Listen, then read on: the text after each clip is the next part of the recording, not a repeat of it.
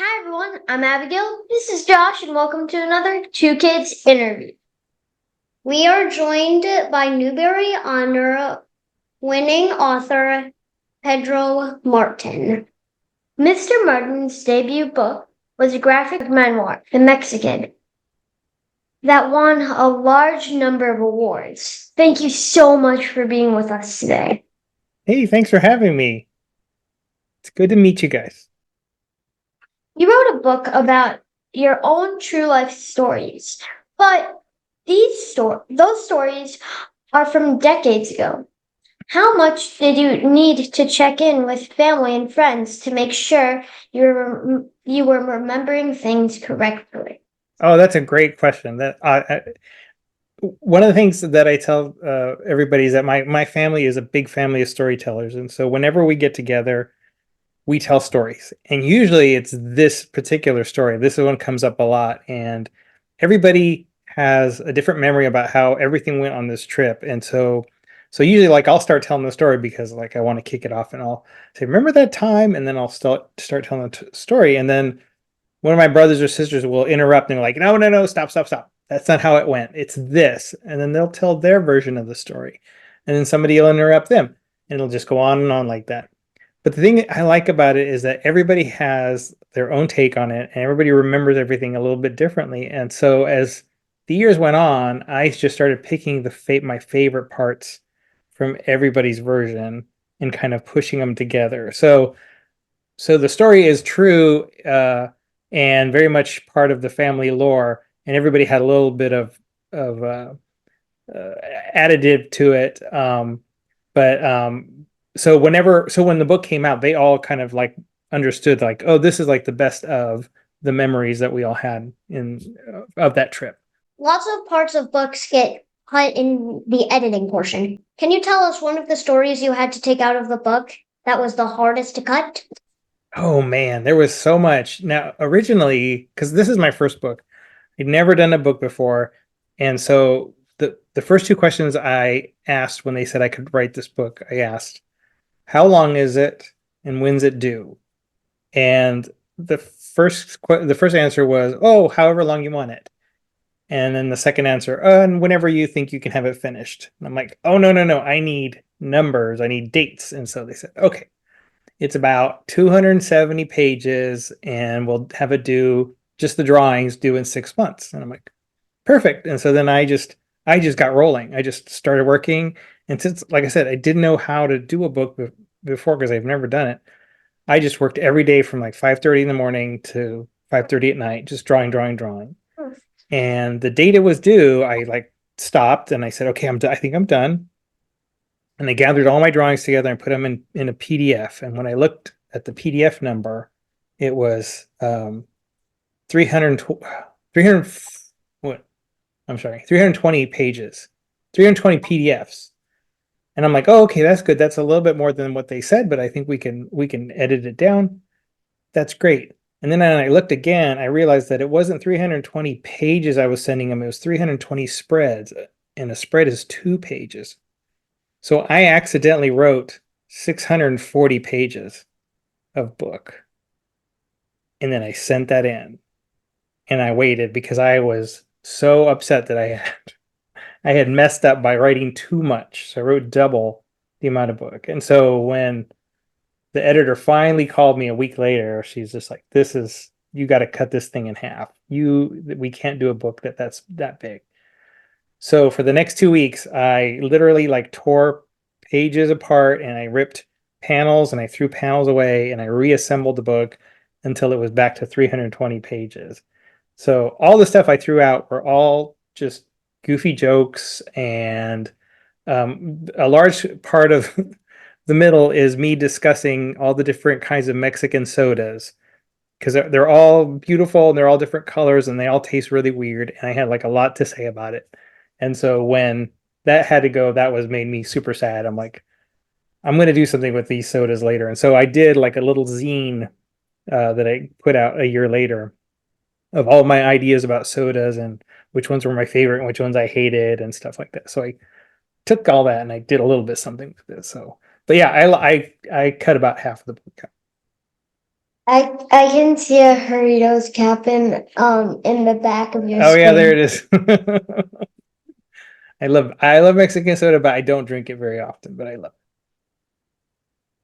Do you ever get annoyed when people call your book a graphic novel instead of a memoir? it. No, because you know what? I didn't know the difference originally when I started writing it, and my agent and my editor kind of like explained to me like, no, this is a lot more apropos of what you're doing. You're doing a memoir because it's a really personal story, and it's a very much about a time when you changed from one person to another, that you grew. And so that's a memoir. And so it's important that when kids are looking for stories, a memoir, because it's kind of rooted in reality, it's rooted in someone's life, it kind of takes on a different feel to it when people are reading it. And it becomes like, oh, this is a very personal story, and it's open ended. That means this person is probably still alive and still going, making new stories. And so I think it feels better to be a memoir, but I don't get mad that anybody calls it a graphic novel. You wrote Hallmark cards for many years. Going from a card to a book seems like a big jump, but you were writing online. Can you tell us about that progression? Yeah, so I worked at Hallmark Cards, and I was mostly an artist when I worked at Hallmark Cards. I worked there for 27 years, and I started out, just drawing cards. I would get writing, and then I would draw something that goes with the writing. And then when I had free time, which I did a lot or in the early days, I would write these little memories about my family when I was a kid, and I would write. Actually, I have. If you can wait a second, I can actually show you. Okay, so these are the actual early drawings from the MexiKid stories. So, so when I was drawing for Hallmark and on my free time, I don't know if you could see. There's these little story cards, and these are just little stories I would write. And then when I was done with the story, I'd put a little rubber band around them, and then I would toss them into this Batman lunchbox. So I had a bunch of stories all in this Batman lunchbox, and anytime I thought of something, I would write it down, put it in this box. And when I retired from Hallmark and I came back home, I brought all my stuff home. I found that lunchbox, and I was reading the stories, and I was like, oh, these are so funny and fun. I really want to tell the world these stories, and I have all the time in the world now because I don't have a job. So I decided to start doing an online series called MexiKid Stories based on the stuff from that box. And so every week on Wednesday, I would put out a new story. And I did that probably for 2 years straight. And I got to tell you, that was like the happiest time of my life. And it still is. I'm very happy now. It was a happy time in my life because I was doing something very, very personal and very, very creative at the same time. And that was different from working at a greeting card company because I was being creative at a greeting card company, but I was doing other people's ideas. People would bring me ideas, and I would have to like fill them out and do something. This was the first time I was doing something completely personal and on my own. So the leap was big because I didn't have anybody holding me down. Nobody would tell me what to do. For 2 years I was just creating and just having a great time. And then after 2 years, I kind of like looked back at all the work I did, and I said, oh, this would be great if I could get this into a book and get it in people's hands too. And so that kind of started the whole ball rolling of me trying to create a book out of this material. And everyone I showed the idea to, everybody I showed the collection to, publishers, said, no, we don't want that. We don't understand what you're trying to do, and it doesn't make any sense. And so everybody said no. And then finally I talked to one guy, an agent, and the agent said, he also said no. He also said, no, nobody wants this. But he really liked my thinking, and he really liked this one little line that I had written in one of the stories where I said something like, we go on this long trip to Mexico to get my grandfather and bring him back to the United States. Things get kind of dark, and I don't want to talk about it anymore. And he's like, what is that about? And I said, oh, that's this big story that I've been wanting to tell, but I didn't know how to do it. And he's like, well, let's tell that story. So I said, okay, let's give it a shot. And so we worked on MexiKid, the graphic memoir idea for about 6 months of just back and forth until we finally had kind of the trip all mapped out and everything ready for a pitch. And we pitched that story to a publisher and they loved it. And they said, let's go, let's do the book. So that was like the big arc of the whole thing. So the part that you didn't want to talk about, that's the part that you wanted? That's crazy. I know. I think when you tell somebody you don't want to talk about something, then they get really excited and interesting because they're like, why? There's something interesting behind what you're trying to say. I'm like, and that really hooked him. So yeah, we should all do that at some point. Just say like, I would really love to tell you, but I can't. Then people are like, what? What is it? With your experience at Hallmark, where they say a lot with pictures and use limited words, well, I would think that would be great skills for writing a picture book for younger kids. Is that your plan on doing? Yeah, actually, I learned a lot at Hallmark, and one of the things I learned, well, other couple things. One of the things I learned is that the picture and the writing have to support each other. And actually, the theme or the thing we used to say at Hallmark was the picture makes you pick up the card, but the writing makes you buy it. So I had to draw something that made somebody want to pick up the card, and it would flow into the writing so that it was kind of seamless, and it made a package that people really wanted. And the thing I learned from that too is this like, well, there's two components to storytelling here. There's the writing and the art, and one can't beat the other one out. They have to like work together really, really well. And so learning those things at Hallmark was really important, and it really did follow into how to do graphic memoirs and books like that because you're doing these two things simultaneously. And sometimes you decide, oh, okay, I don't want to write all this out. I think I can probably show this, and I can take. So I would when I'm drawing the book itself, I was editing as I went. So sometimes I would draw something and I'm like, you know what? I don't need to have a word balloon here to say these words. I think it's implied. And so I would throw things out like that. So that all came from working at a greeting card company.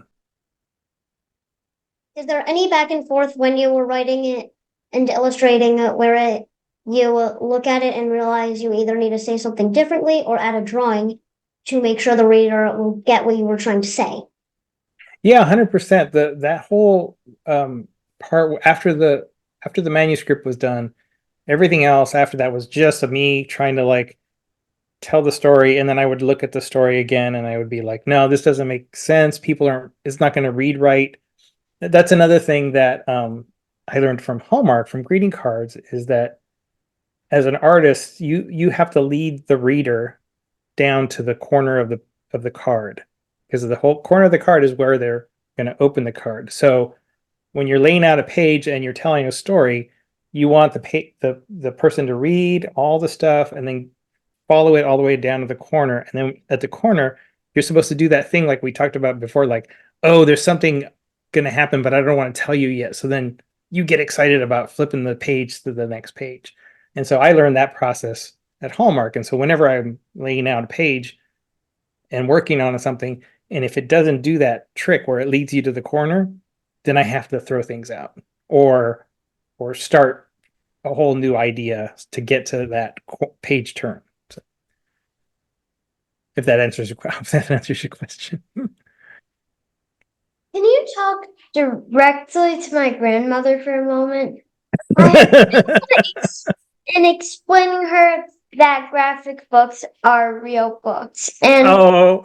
reading. Please, can you explain this to her? Oh, grandma. Do you call her grandma? Okay. Oh, grandma. Okay, so I come from a very poor family. We were strawberry sharecroppers in California, so we didn't have very much. And we didn't have books in the house, really, no books really in the house until we started to have comic books and Mad Magazine come into the house because my older brothers would buy them. And that's actually where I learned to read.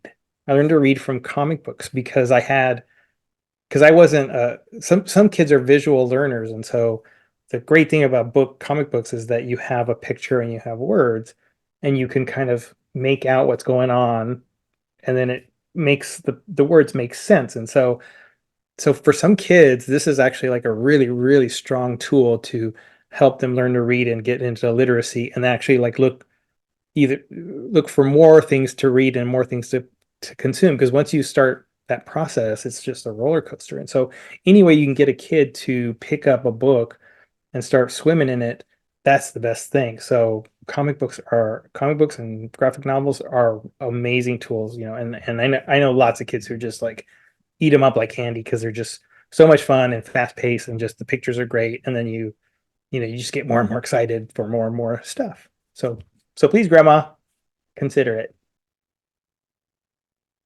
We have interviewed a number of authors who have had books banned in certain places, which means that in those places, kids don't have the same access to books that we have and may not be able to see themselves represented in books. Can you tell us your thoughts on book bans? Oh man. I I mean, within your question, you kind of answered my question or gave my answer, because one of the things that kids go into libraries for is to find themselves. And if their books are being taken out, they're not going to find themselves there, and they're not going to see themselves there. And then they're going to go to other places that are less regulated, like, the internet, to try to find themselves. And I would rather have a librarian, and I love librarians. I got to meet so many librarians touring with this book, and they understand that it's their mission to help kids find themselves and help kids understand the world a little bit better. And when you take tools away from them like that, it just really hinders what they can find. And the other thing is that books are what I like to call empathy engines. So books kind of help you, even if it's not about you. Like a lot of people who read MexiKid, they're like, "Oh, I'm not Mexican, but I understand the experience and I like learning about other people's experiences." And so if you take those things away, you might not understand what being in Mexico is all about, because that book is gone, and so you don't have empathy with people from Mexico. And it's just a terrible, terrible way to address your fears about kids learning things, by taking things away and not explaining things. So yeah, I'm very, very much on the side of the libraries, and I really, really want to do anything I can to help them do the best for the kids. Can you tell us about a specific meaningful experience you've had with a kid or at a school or a library visit since your book came out? Yes, there was a kid.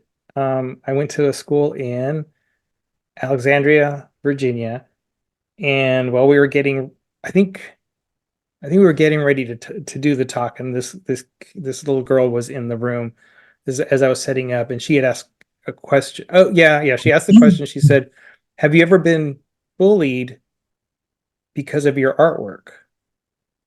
Um, which was a strange question, and I because I've never been, but I had to ask. I said, "Are you being bullied because of your artwork?" And she said, "Yeah." I'm like, what a strange thing. And I had to kind of take it back, because I was like, I don't understand the whole idea of bullying kids. And so we talked for quite a while about her artwork, and what she was doing and how she was doing it. And I explained, I said, um, the way art is expressed in the world is that it brings sometimes positive feelings from people and sometimes negative feelings from people. So you have to understand that that's going to happen. And sometimes it's going to be bullying, and you can kind of, pull yourself away from those things. But the better reaction, the more you do it, the better the reaction. Possibilities that the reaction is going to be a positive thing, and so you also get to learn from how people receive your work. And so, for example, again with MexiKid, do you guys remember the pandemic, right? Yeah. So the book was written during the pandemic and drawn during the pandemic. So nobody saw it, not even my wife. I didn't let her see it because I was kind of being a big weirdo about it. But when it kind of went out to everybody, uh, I was kind of surprised that people were reacting to it and were telling me about the book itself because for 2 years it was just in my head. So it was just like, oh, the book's alive and it's out there and people are enjoying it. And the people who don't like it aren't even talking to me about it, but the people who do love it are telling me about it. And it's this magical thing. And so I was telling this little girl, like, this could be you. Like, it's hard. That first being able to show your work is really, really hard. But it doesn't make any sense not to show it because why are you doing it? That's why you do artwork so that you can express. And so, I don't think I solved any problems for her, but I just really kind of was very, very taken aback by, or not taken aback, but I was just kind of very like moved by her story. So yes, so that's the answer. Can you tell us exactly where you were and your reaction when you found out you won the Newbery Honor? I don't know if I could say this out loud because it's got a dirty word in it. I'll try to clean it up. I'll try to clean it up. Okay, so We they can beat told. you later. We can Okay, beat you can you. believe me. No, I'll try to say. I'll try to self-censor. So they tell you ahead of time. They say, "Oh, Sunday morning, somebody's gonna call. If you win, somebody's gonna call you Sunday morning and tell you that you won." I'm like, "Okay, cool."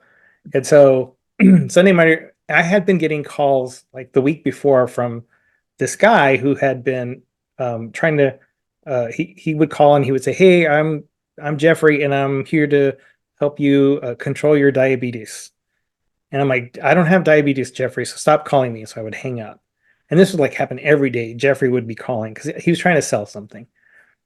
So in the morning, when the call came in, I'm like, well, it's got to be the Newbery people because it's the morning. And so I picked it up and I started talking to the people, and it was the Puda Belpre Award people telling me I won the Puda Belpre Award. And I'm like, oh, that's great. That's awesome. And we talked and celebrated and everything. And then we hung up. And then the rest of the day, I thought, well, okay, that's it. I won that award and not the Newbery. So, ta-da! That was great. I was really happy, but didn't get the Newbery. So later on that night, I was making dinner and I was cooking and I was cutting up some raw chicken. It was really slimy, and the phone starts ringing, and I look down and I don't recognize the number. And I'm like, oh, it's that guy, Jeffrey, and he's trying to sell me something about my diabetes, which I don't have. And so I grabbed the phone and I went to slide the slider to answer the phone, but I had chicken goo on my hands from the raw chicken, and I couldn't do the phone. It wouldn't unlock. And I'm like, F word, F word. I'm saying the F word, trying to answer the phone. And finally, I answer the phone and I say the F word. And then on the other side of the phone, I hear, oh my God, you won the Newbery Honor. It was the Newbery people the whole time. And the first thing they heard me say was the F word. And they just started laughing and laughing and laughing. And so I was so embarrassed. I so embarrassed. And I kept talking to them, even though I had chicken goo on the phone and on my face the whole time. So I probably got salmonella talking to the Newbery people. Sorry, Abigail. I told you it's a gross story. They call me chicken fingers now, by the way.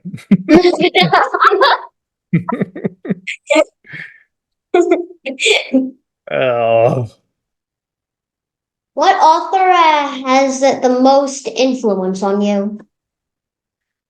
I grew up reading more comic books and more um,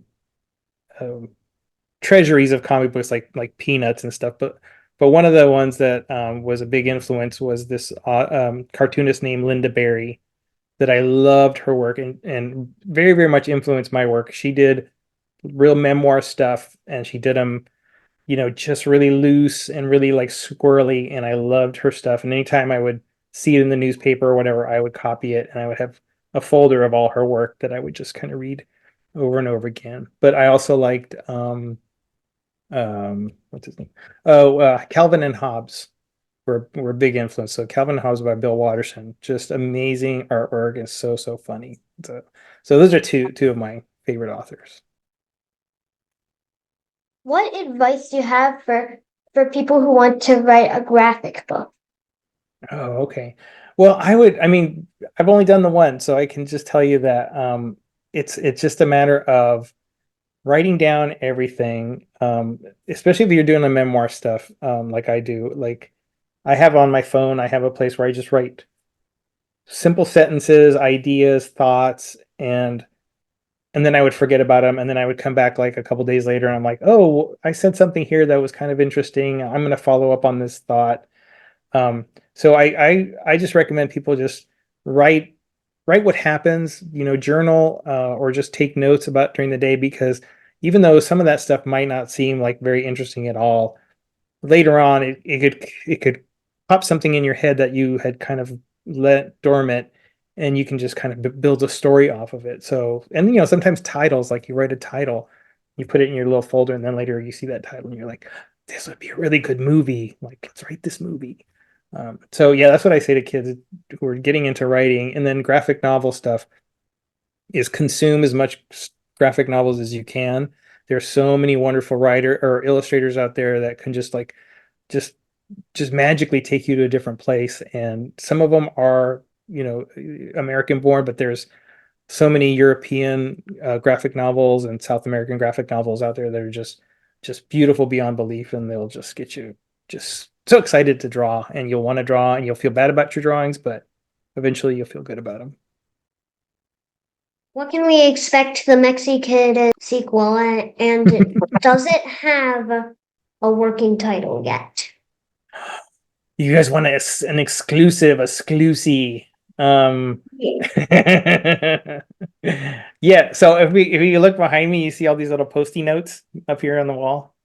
That's the early part of the second MexiKid book. But it's in the uh manuscript phase. I'm waiting for notes from my editor just right now, and hopefully, okay, you guys can keep a secret. Yes. Yeah. I'm gonna get in We'll trouble. edit this part out, maybe. Maybe. I think, well, they're calling it MexiKid 2. They're just calling it that as the working title, but I like to call it Strawberry Trombone. That's what I'm calling it. So we'll see what happens, but that's an exclusive. Okay, that may or may not be edited out. Okay. I it's fine. Either way. I know my editor was probably like shaking her head. Ugh, he can't shut up, this guy. Finally, it's time for our Turbo 10. 10 rapid fire questions. Are you ready? No, go ahead. Number 1. What is your favorite phrase to use? Oh, I like to say, what? Number 2. What is one subject you love to learn more about? Oh, cinematography. I love movies, and I really want to learn everything about cinematography. Number 3. What is your go-to snack food? Dot's famous pretzels. I don't know if you have them where you are. Do you have them where you are, Dots? No. Oh, they're little pretzel sticks, and they're seasoned. And this belly is by pretzels. Number 4. What was your favorite book growing up? My favorite picture book, because I didn't get picture books until I was way later. I was growing up because we didn't have books. Oh, well, actually, I did have a book. My sister gave me a book. My oldest sister, Leela, she went off to college, but she bought me my very first picture book, and it was called The Sheep of the Lal Bog. And it's this beautiful book about this sheep in India that was uh, eating the lawn, and it would eat it in a beautiful pattern. And the Maharaja that owned the land would have everybody come and look at this sheep do this amazing thing. And then one day the chief of the town decided to save money that they're gonna buy a lawnmower because the lawnmowers are new and modern and we have to modernize. And so they bought the lawnmower, and then nobody ever came back to the Maharaja's lawn because the lawnmower couldn't make these magical designs. So Number 5, if you could teleport somewhere right now, where would you go? oh, I really want to visit Scotland and Japan. Oh, 2 places. Number What number are we? 6. 6. If you could have one superpower, what would it be? Yeah, you got it. It's flight. It's flight. I love flying. I would love to fly. Number 7. What was your favorite cartoon as a kid?